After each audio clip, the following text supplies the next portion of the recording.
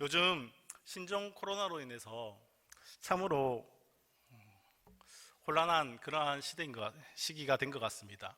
전국이 이 바이러스로 인해서 두려움에 쌓여 있고 사람이 사람을 만나는 것도 겁을 내는 그러한 때인 것 같습니다. 정말 정으로 살아가던 우리나라 이 땅이 또 이렇게 사람을 경계하게 되는 그러한 날이 올 거라고는 생각하지 못했던 것 같습니다. 그런데 이제는 사람을 가장 두려워하는 대상으로, 멀리하는 대상으로 그렇게 여기며 살아가야 되는 것이 너무나 안타깝습니다. 전국적으로 확산되는 이 병을 보면서 저는 그런 생각을 해보게 됩니다. 하나님이 창조하신 원래의 그 모습대로 정말 이 땅이 존재했다면, 그러면 이러한 질병과 두려움은 없지 않았을까? 저는 이러한 상황에 처한 우리의 현실을 보면서 우리가 처한 비참함의 상태를 다시 한번 떠올려 보게 됩니다. 저주 아래 있는 바로 우리의 상태 말입니다. 오늘 말씀은 구약 성경 신명기를 인용하고 있습니다. 신명기 27장과 28장은 가나안 땅에 들어간 이스라엘 백성들이 그리시산과 에발산 위에서 함께 축복과 저주를 선포하는 그러한 장면이 기록되어 있습니다. 특별히 신명기 27장 11절부터는 이스라엘 백성들이 함께 그 저주의 항목들을 함께 선포하며 그것에 아멘으로 화답하는 그러한 모습이 인용되어 있죠. 이 항목을 모두 종합하여 말하는 부분이 신명기 27장 26절 말씀입니다. 이 말씀은 이렇습니다. 이 율법의 말씀을 실행하지 아니하는 자는 저주를 받을 것이요. 이 말에 모든 백성이 아멘으로 화답하라고 하나님께서 말씀하시는 것입니다. 이 말씀은 너희가 약속의 땅에 들어가서 하나님이 명하신 대로 살지 않으면 저주 아래 살게 될 것이다. 그렇게 그것을 잊지 말라라고 하나님이 말씀하시는 것입니다. 오늘 읽은 본문은 이 말씀을 인용하고 있는 것인데, 이것이 신명기에서 언급되어지고 다시 신약에서 이렇게 언급되어지는 것은 오늘날 이 신명기의 말씀이 당시 이스라엘 백성에게만 주어진 말씀이 아니라 오늘날 우리에게도 하나님께서 적용하고 알려주시는 말씀이라는 것을 다시 한번 깨닫게 합니다. 이쯤에서 우리는 생각하게 됩니다. 불순종, 그것이 나쁘다는 것을 우리는 압니다. 그러나 그것이 저주받을 만한 일일까 하는 생각들을 해보게 됩니다. 우리는 이 답을 위해서 우리는 율법이 정확하게 무엇인가 하는 것을 알아야 합니다. 이것을 지난 시간에 함께 다루게 되었는데요. 율법은 하나님의 법입니다. 피조물이 마땅히 따르고 지켜야 되는 하나님이 세우신 하나님의 법이라는 것이죠. 다르게 말하면 하나님이 지으신 창조 세계의 질서라고 할 수 있는 것입니다. 그 말은 하나님의 지으신 그 세계에서 살아가기 위해서 반드시 지켜야 하는 규칙, 바로 그것이라는 것입니다. 그러기에 율법을 어기면 저주를 받게 된다는 것은 이 땅 위의 질서를 거부하면서 이 땅 위에 살아갈 수 없다는 것과 같습니다. 하나님이 지으신 세계이기에 하나님이 정하신 방식이 아니고선 머물 수 없는 것은 당연한 이치가 아닐까요? 그런데 이것이 인간의 현실에 놓여지게 되었다는 것입니다. 그것을 오늘 본문이 말해주고 있습니다. 인간이 하나님이 세우신 세상에서 하나님의 뜻을 어겨 제대로 살지 못하게 되었다. 이것이 인류의 문제이다. 이것이 인류 전체가 처한 상황이다 라고 하고 있는 것입니다. 이와 같은 인류 전체의 문제를 우리가 살펴보고 있는 하이델베르그 여론문답은 상세하게 그것을 설명하고 있습니다. 오늘 읽은 본문은 하이델베르그 신문답에서 인용한 말씀입니다. 왜 요리문답은 이러한 인간의 실상을 다루게 되었는지 우리는 요리문답을 다시 한번 정리해보며 알아보도록 하겠습니다. 요리문답 1문답입니다. 우리가 이 요리문답을 시작하며 함께 보았던 말씀인데요. 다 같이 한번 읽어보도록 하겠습니다. 일문답입니다. 시작. 살아서나 죽어서나 당신의 유일한 위로는 무엇입니까? 성경의 가르침을 한마디로 요약한다면 이것입니다. 성경은 우리에게 위로가 있다라고 가르치고 있다는 것입니다. 그 말은 우리에게 위로가 필요하다는 것이죠. 또한 위로가 우리에게 예비되어 있다는 것을 알려주고 있습니다. 그런데 그 위로가 정말로 우리의 것이 되려면 우리는 성경으로부터 세 가지 사실을 분명하게 확인해야 한다고 요리문답은 가르쳐줍니다. 그것을 이 문답은 요약해서 알려주고 있는 것입니다. 우리가 알아야 되는 첫째, 우리의 죄와 비참함이라는 현실을 이해해야 한다는 것입니다. 이것이 없으면 구원이 우리에게는 아무런 의미가 없어지게 됩니다. 내가 어떠한 처지에 놓여져 있는가, 죄가 무엇인가, 내가 처한 비참함이 무엇인가를 먼저 우리는 알아야 합니다. 또한 우리가 알아야 할 것은 그와 같은 죄와 비참함으로부터 인간이 어떻게 구원될 수 있는가 하는 것입니다. 이것을 우리가 알 때 우리는 구원에 대한 확신을 가지게 됩니다. 그리고 정말 예수 그리스도가 우리에게 위로가 되고 소망이 될 수 있는 것입니다. 셋째, 요리문답이 가르치는 것은 그렇게 구원받아 새로운 삶을 살게 된 사람들은 과연 그 삶을 어떻게 영위해야 하는가 하는 것을 가르쳐 주고 있다는 것입니다. 우리가 이 구원을 믿고 확신하고 구원을 얻었다면 그 구원받은 자로서 어떻게 살아야 하는가, 그것을 우리에게 알려주고 있다는 것입니다. 저희는 지난달 몇 주에 거쳐서 먼저 첫 번째 주제였던 이 죄와 비참함에 대해서 함께 살펴보았습니다. 우리는 율법을 보면 우리가 어떤 비참함에 놓여 있는지 우리는 깨닫게 됩니다. 천지의 주제이신 하나님이 정하신 그 법을 내 앞에 두고 나를 비추어 볼 때 우리는 그 법을 온전히 지킬 수 없는 정말 무능한 존재임을 깨닫게 되는 것입니다. 사람들은 이 무능함 앞에 누군가에게 그 탓을 돌리고 싶어 합니다. 그래서 그 대상을 찾는 것이죠. 그래, 나는 하나님의 법을 지킬 수 없는 사람이야. 그런데 왜일까? 누군가를 탓하고 싶어 하게 됩니다. 그 대상을 찾다 보니 하나님이 그 대상에 오르게 되는 것입니다. 하나님은 인간이 이렇게 될 줄 알고 있지 않았습니까? 우리가 타락을 하고 우리가 이것을 지키지 못할 것을 하나님은 알고 있지 않았습니까? 그렇게 하나님이 창조하신 것이 아닙니까? 그러나 그렇지 않습니다. 하나님은 우리를 지으실 때에 선하고 아름답게 창조하셨다는 것입니다. 그러나 인간이 스스로 죄를 범하고 타락하게 된 것입니다. 하나님의 마음은 성경 곳곳에 나옵니다. 우리를 지으실 때 그 하나님, 지금 우리를 향하신 그 하나님, 그 하나님의 마음. 예레미야 선지자는 예레미야 29장 11절 말씀에서 이렇게 말합니다. 함께 읽겠습니다. 여호와의 말씀이니라. 너희를 향한 나의 생각을 내가 아나니 평안이요 재앙이 아니니라. 너희에게 미래와 희망을 주는 것이니라. 아멘. 하나님은 미래와 희망을 우리에게 주길 원하셨고 우리를 창조하시며 이러한 것들을 선물로 우리에게 주셨다는 것입니다. 그러나 우리는 스스로 하나님의 뜻을 거스르고 그러한 행위를 통해 죄를 범하고 타락하고 말았던 것이죠.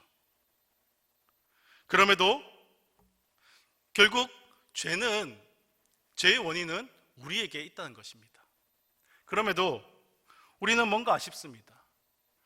결국 그 죄는 우리에게 있는데, 그 원인이 우리에게 있는데 그걸 인정하고 살아가기에는 뭔가 아쉽다는 것입니다. 우리의 죄를 인정하고 그대로 망하는 것이 두렵습니다. 그래서 우리가 타락을 하긴 했지만 완전한 타락, 그것은 아니지 않습니까? 우리에게 조그만한 무엇은 남아있지 않습니까?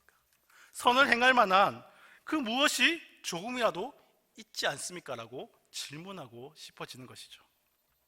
요리문답은 여기에 대해서 단호하게 말하는 것입니다. 제8문에서 말하길 인간은 하나님의 성령을 통해 거듭날 때까지는 완전한 무능의 상태, 완전한 타락의 상태에 처했다라고 우리에게 말하고 있습니다.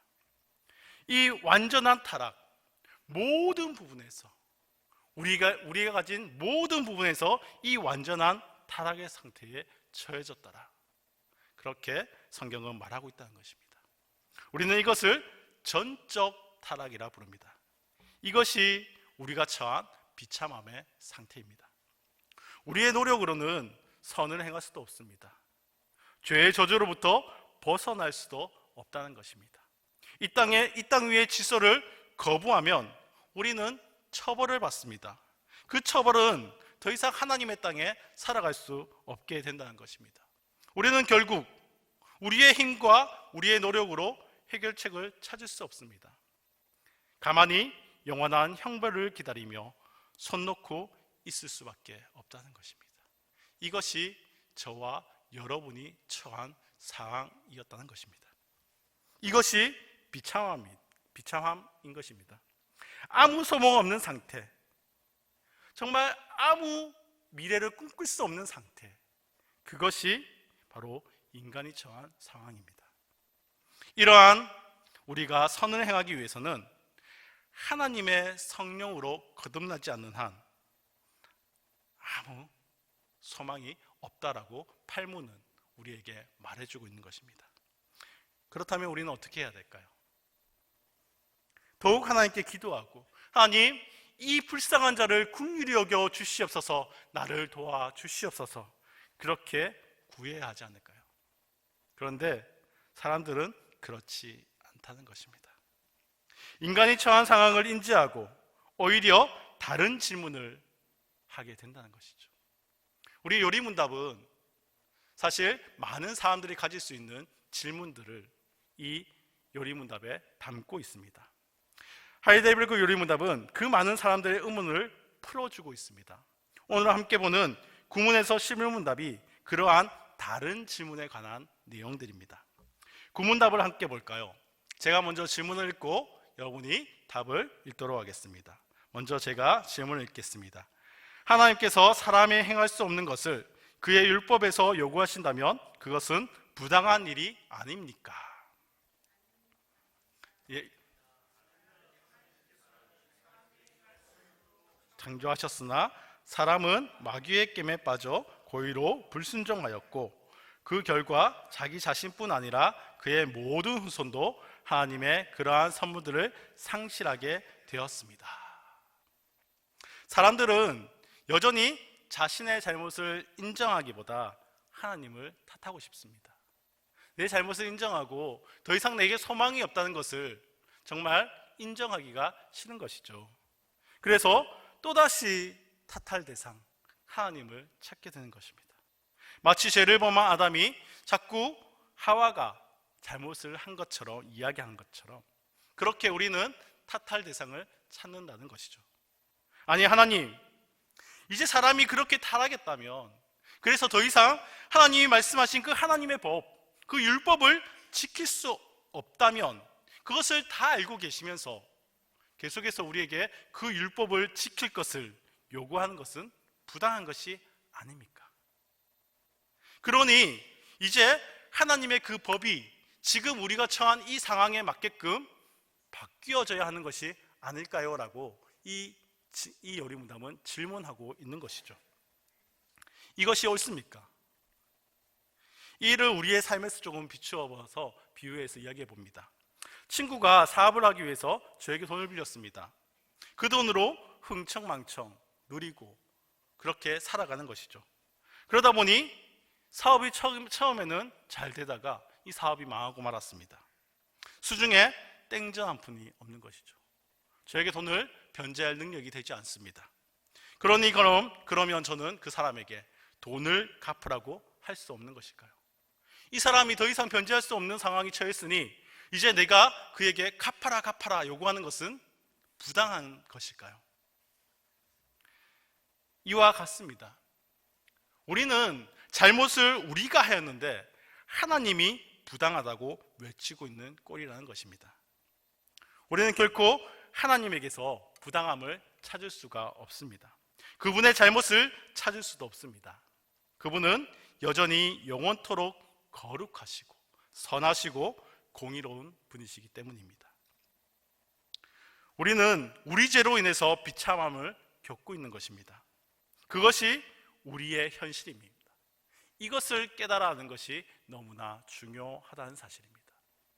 우리에게서가 아닌 다른 누군가에게서, 하나님에게서 그 잘못을 발견하는 것이 아니라 내 죄로 인해서 내가 이 비참함에 놓여져 있음을 깨닫는 것, 그것이 우리에게, 그러한 은혜가 우리에게 있기를 간절히 소원합니다.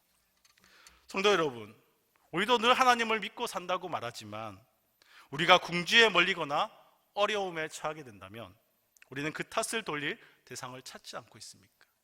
혹여 우리가 하나님께 그 탓을 돌리며 살아가진 않습니까? 그러나 기억하시기 바랍니다. 결코 그분은 그분께는 부당함이나 죄를 찾을 수 없다는 것입니다. 그럴 때일수록 우리가 할 수 있는 것이 무엇일까요? 나의 비참함을 깨닫는 것이고, 그리고 하나님의 도움을 간구해야 한다는 것입니다. 이제 사람들은 생각합니다. 그러니까 나는 저주를 벗어날 힘도 능력도 소망도 없어. 심지어는 누군가를 탓할 수도 없고 하나님을 탓할 수도 없어. 그럼 어쩌라고?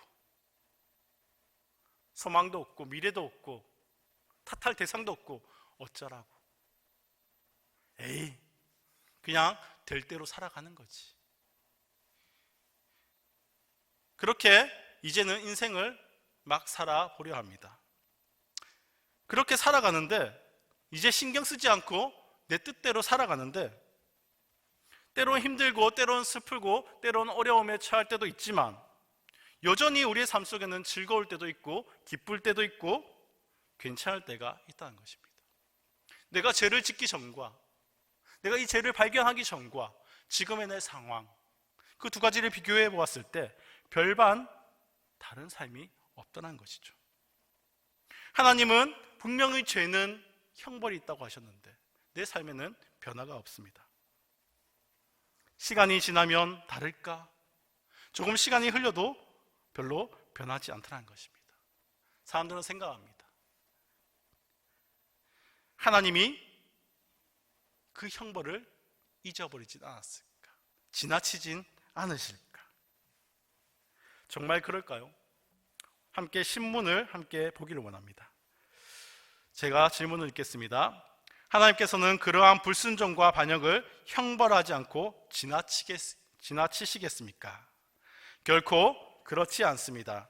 하나님께서는 원죄와 자범죄 모두에 대해 심히 진노하셔서 그 죄들을 이 세상에서 그리고 영원히 의로운 심판으로 형벌하실 것입니다. 하나님께서는 누구든지 율법책에 기록된 대로 온갖 일을 항상 행하지 아니하는 자는 저주 아래 있는 자라 선언하셨습니다. 사람은 하나님의 심판이 즉각적으로 이루어지지 않자 착각에 빠집니다. 하나님의 저주, 영원한 심판은 없을 것이라고 말입니다. 그러니 여러분 뜻대로, 여러분 생각대로, 마음대로 살아도 된다라고 그렇게 생각하게 된다는 것입니다. 이러한 생각은 하나님을 잘 알지 못하는 데서 비롯되는 것입니다. 소요리 문답은 우리에게 가르칠 때 하나님에 대해서 먼저 알아야 한다라고 가르칩니다. 그러면서 하나님의 속성에 대해서 가르치죠. 하나님의 속성을 이렇게 말합니다. 하나님은 영이시다. 그 영에 대한 설명으로 크게 세 가지를 가르치고 있습니다. 이 영이 가지는 속성, 무한, 영원, 불변이라는 속성을 가졌다라고 가르치는 것입니다. 무엇이 영원합니까? 무엇이 불변합니까? 무엇이 무한합니까? 그분의 존재, 그분의 지혜, 그분의 권능, 그분의 거룩하심, 그분의 공의, 그분의 인자, 그분의 진실함에 있어서 무한하시고 영원하시고 불변하시다라고 우리에게 가르칩니다. 하나님은 처음 하나님 나라를 만드시고 사람들에게 있어서 하나님의 명령을 지킬 것을 명령하셨습니다. 동산에 있는 모든 것을 다스리고 모든 과실을 마음껏 먹을 수 있도록, 그러나 단 한 가지, 동산 중앙에 있는 선악을 알게 하는 나무의 열매는 먹을 수 없다, 이렇게 말씀하셨죠. 이것이 하나님의 법이었습니다. 이것을 지키지 않는 자는 죽는다라고 하나님께서 말씀하셨습니다. 창세기 2장 16절에서 17절 말씀입니다. 여호와 하나님이 그 사람에게 명하여 이르시되 동산 각종 나무의 열매는 내가 임의로 먹되 선악을 알게 하는 나무의 열매는 먹지 말라. 내가 먹는 날에는 반드시 죽으리라 하시니라. 이것이 하나님이 만드신 최초의 법이었습니다. 하나님의 명령을 어기는 것은 죄이고 결코 벌을 면치 못하게 됩니다. 반드시 죽으리라. 이러한 법칙이 아담이 지은 원죄에만 적용되는 것은 아닙니다. 우리의 삶에서 우리가 지으며 살아가는 우리의 자범죄에도 여전히 이 법칙은 적용되고 있다는 것입니다. 하나님은 하나님은 변하시는 분이 아니기 때문입니다. 하나님은 불변하시는 분이십니다. 그의 거룩하심이 불변하시고 그의 공의가 불변하십니다. 결코 죄를 못 본 채 하고 지나치지 않으십니다. 하나님은 그의 하신 말씀을 스스로 어길 수 없습니다. 그러기에 하나님은 자신의 말이 이루어지도록 죄에 대한 값을 반드시 치르도록 하신다는 것입니다. 하나님은 그 속성에 따라 그 형벌을 내리실 수밖에 없습니다. 결코 형벌을 지나칠 수 없다는 것입니다. 이러한 성경에 대한 답에 인간은 또다시 질문할 수밖에 없습니다. 하나님이 지나치지도 않는다. 하나님은 죄를 잊어버리지도 않으신다. 그러면 어쩌라고? 또다시 질문을 하는 이유는 우리가 이 비참함에서 벗어나고 싶기 때문입니다. 이제는 하나님의 자비와 사랑에 기댈 수밖에 없게 되는 것이죠. 그래서 11문은 이렇게 질문합니다. 그러나 하나님은 또한 자비한 분이 아닙니까? 그 답입니다. 함께 읽겠습니다. 하나님은 참으로 자비한 분이나 동시에 의로우신 분입니다. 죄는 하나님의 지극히 높으신 엄의를 거슬러 짓는 것이므로 하나님의 공의는 이 죄에 대해 최고의 형벌, 곧 몸과 영혼에 영원한 형벌을 내릴 것을 요구합니다. 하나님은 계속해서 말하지 않으셨습니까? 하나님은 사랑이시라고. 하나님은 인자가 많으신 분이라고 말씀하지 않았습니까? 그러니 하나님의 그 자비와 하나님의 그 사랑으로 용서해 주실 수 있는 것은 아닙니까? 이렇게 질문하고 있는 것입니다. 사실입니다. 하나님은 인자와 사랑과 은혜가 많으신 분입니다. 출애굽기 34장 6절 말씀은 하나님이 자신을 우리에게 가르쳐 일러주는 말씀입니다. 함께 보겠습니다. 여호와께서 그의 앞으로 지나시며 선포하시되 여호와라 여호와라 자비롭고 은혜롭고 노하기를 더디하고 인자와 진실이 많은 하나님이라. 하나님은 스스로 우리에게 말씀하십니다. 나는 자비하다. 나는 인자하다. 하나님은 자비하신 분이십니다. 하나님은 인자가 많으신 분입니다. 하나님은 은혜가 풍성한 분이십니다. 그러기에 하나님은 그의 노를 참으시는 것입니다. 즉각적으로 하나님의 그 노를 표출하시고 심판하지 아니하시며 기다려 주고 있는 것이죠. 우리가 멸망해야 하지만 주님은 자신의 백성들을 택하시고 그 언약 안에서 그들에게 사랑을 베풀어 주십니다. 우리에게 돌이킬 수 있는 기회를 주시기 위해서 오래오래 참으시는 것으로 하나님의 사랑을, 하나님의 인자함을 우리에게 나타내 보여주고 있는 것입니다. 이스라엘을 참으셨고 오늘날 우리를 참아주십니다. 이것이 하나님의 사랑이고 이것이 하나님의 의인 것입니다. 그러나 사람들은 그것을 하나님의 자비로 여기지 않는 것이죠. 그리고 때를 씁니다. 하나님 좀 봐주셔도 되지 않습니까? 하나님 사랑이라고 하셨잖아요. 하나님 자비가 많다고 하셨잖아요. 하나님 한 번 눈 감아 주실 수 있지 않습니까? 그것에 대해 하나님은 출애굽기 34장 7절 말씀에서 이렇게 말합니다. 인자를 천대까지 베풀며 악과 과실과 죄를 용서하리라. 그러나 벌을 면제하지는 아니하고 아버지의 악행을 자손 3, 4대까지 보응하리라. 하나님은 인자도 가지고 계시고 은혜도 베푸십니다. 과실과 죄도 용서하십니다. 그러나 스스로 하신 말씀을 어기진 않으십니다. 그것이 하나님의 공의입니다. 반드시 죄에 대한 벌은 면죄되지 않고 보응받게 되는 것, 그것이 하나님의 의인 것이죠. 언약에 근거한 하나님의 자비와 죄에 대한 확실한 보응, 언제나 하나님은 이 자비와 이 공의를 함께 가지고 계시다는 것입니다. 이제 우리에게는 큰일 났습니다. 지금까지 우리의 상태를 살펴보았습니다. 나는 내가 내 스스로 어떠한 선을 행할 수 있는 능력도 없습니다. 이 죄의 비참함으로부터 벗어날 능력이 나에겐 전혀 없습니다. 그래서 다른 대상을 찾아보았습니다. 탓할 만한 다른 대상, 하나님을 찾아보았습니다. 하나님, 이렇게 짓지 않았습니까? 하나님, 이것이 나에게 너무한 거 아닙니까? 하나님, 눈 감아주실 수 있는 거 아닙니까? 결코 그렇지 않다는 것이죠. 죄의 원인도 나에게 있고 나는 이곳에서 벗어날 능력도 없고 하나님께 그 원인을 돌릴 수 없다는 것입니다. 이제 큰일 났습니다. 도저히 우리는 이 죄의 비참함으로부터 벗어날 구멍이 없습니다. 하나님의 가르침대로라면 저와 여러분, 우리 모두는 죄인입니다. 우리는 그 죄로 인해서 완전히 타락하였습니다. 율법 앞에 나를 비추어 볼 때 죄인이 아님을 인정할 수 없습니다.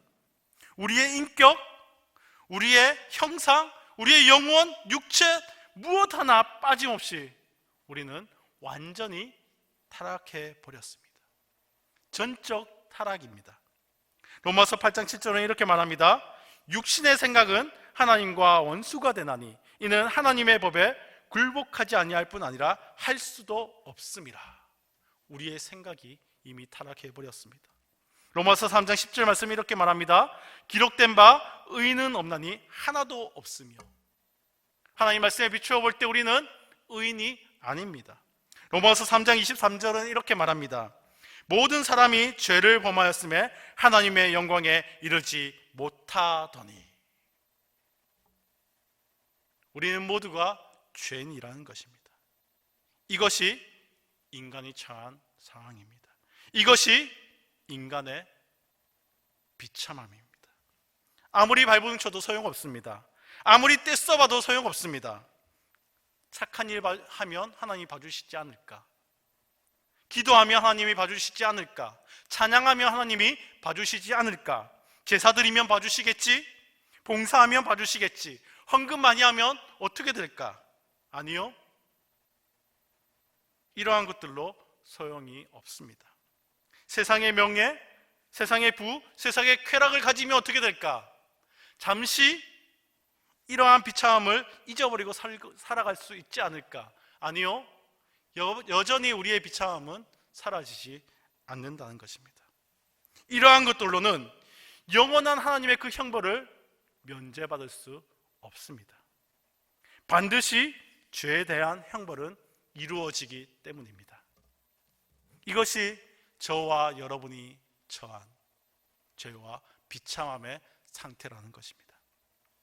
삼손은 하나님의 놀라운 은사와 사명을 받았던 사람입니다. 그럼에도 불구하고 그는 들릴라라는 여자에게 넘어가서 블레셋 사람들에게 붙잡혀 두 눈이 뽑히게 되고 맷돌을 돌리는 그러한 비참한 신세로 전락하게 되었습니다. 우리도 이 삼손과 비슷하다고 볼 수 있습니다. 우리가 처한 상황이 이것입니다. 하나님은 저와 여러분에게 선한 창조와 하나님의 그 은혜를 덧입어 살아가게 하심을 통해 우리에게 은혜를 베풀어 주셨지만 우린 죄로 말미암아 비참한 신세로 전락하고 말아버린 것입니다. 더 비참함이 무엇인지 아십니까? 하나님의 법을 알고 그 법을 지키며 살아야 함을 알지만 그것을 지킬 수 없는 존재가 나라는 사실입니다. 그 법대로 못 살면 저주 아래 살아갈 수밖에 없다는 것을 알지만 그 율법을 지킬 수 없는 존재가 저와 여러분이었다는 사실입니다.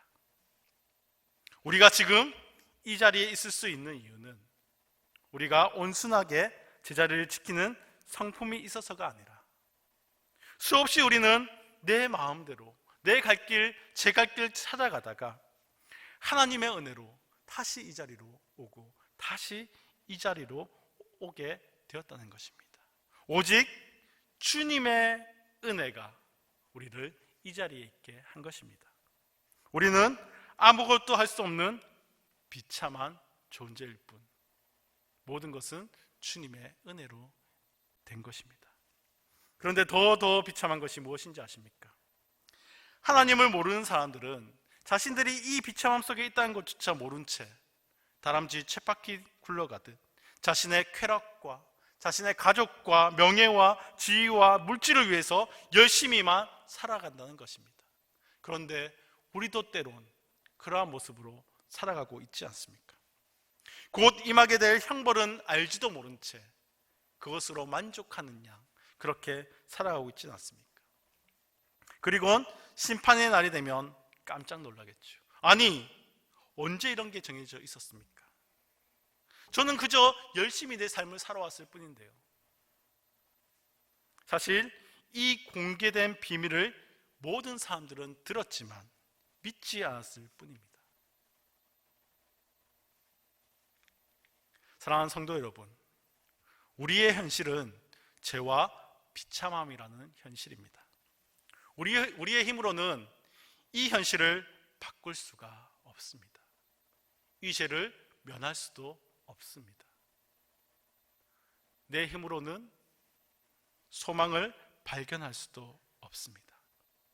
그런데 심지어 그 죄의 원인도 나에게 있다는 것입니다. 누군가를 탓할 수도 없고 하나님을 원망할 수도 없습니다. 어떠한 변명도 어떠한 합리화도 이 현실에 적법화되지 않습니다. 우리에겐 이제 더 이상 소망이 없을까요? 성경은 계속해서 우리에게 비참함의 상태를 알려줍니다. 그러면 이제 우리에겐 소망이 끊어졌습니까? 다시 1문으로 돌아갑니다. 1문입니다. 살아서나 죽어서나 당신의 유일한 위로는 무엇입니까? 저는 이곳에 단 한 가지 대답만 있을 수 있을 것 같습니다. 살아서나 죽어서나 당신의 유일한 위로는 무엇입니까? 예수 그리스도. 그분만이 우리의 위로인 줄 믿습니다. 우리가 할 수 없는 것을 하실 수 있는 분, 예수 그리스도밖에 없기 때문입니다. 하나님의 공의를 실현하면서도 우리를 사랑과 인자로 구원하시는 그분이 우리의 비참함 속에 유일한 위로이며 유일한 소망임을 믿으시기 바랍니다. 그러니 이제 즐거이 그분을 위해서 살아갑시다. 다음 주부터는 이제 이 비참함에 처해 있는 우리가 어떻게 구원을 받게 되는지 그 과정을 함께 살피며 나가게 될 것입니다. 비참함에 처한 그 삼손의 상황이 있었지만 그 상황 속에서도 하나님이 일하심을 우리는 말씀을 통해 보게 됩니다. 마찬가지로 비참한 우리의 인생 가운데에서도 하나님은 여전히 우리를 향해 위로와 소망을 두시고 우리를 찾아와 일하신다는 것입니다. 세계적인 문학가 톨스토이는 이런 말을 했습니다. 인간의 절망은 하나님의 기회이고 인간의 끝은 하나님의 시작이다. 우리가 우리의 비참함을 깨닫고 아무것도 할 수 없어 멈추었을 때, 그래서 하나님만 바라보며 하나님을 의지할 때, 그때에 하나님이 일하실 것입니다. 그 하나님의 일하심을 기대하면서 다음 주 우리는 구원의 은혜를 함께 누릴 수 있기를 원합니다.